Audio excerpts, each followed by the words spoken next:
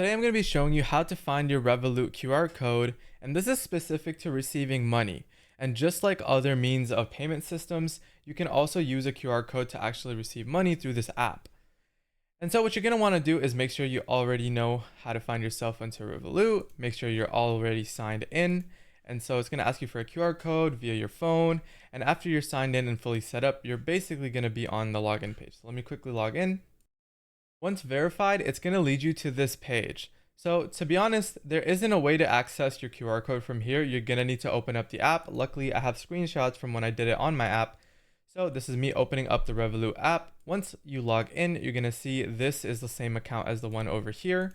And so here, what you're going to want to do is find your way over to the more, as it's not already there.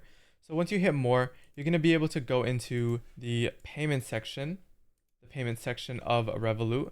So here, what you're going to need to do is obviously have people to send it to. So this is a really easy way to do it. It'll basically take your phone contacts and let you import all of them. And if you don't want to import all of them, it'll let you select every single one that you want specifically. Or you can go ahead and hit start payment. So either of these two options are going to lead you to the same place. Once you go through there, it's going to lead you to this page right over here. So if you've already invited your friends, this is not going to be here. If anything, there might be people here. But what you're going to want to do is hit the plus button.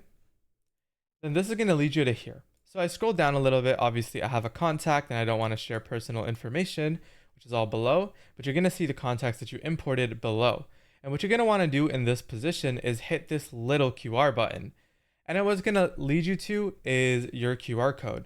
So there's two QR codes that you can access. One for payments. So you scan someone else's QR code to basically send them money, or to receive money. So once you hit receive, it'll show you your QR code, which you can send to your friends, and they can basically use this to send you money. If this was helpful, consider subscribing. I hope you guys have a good one.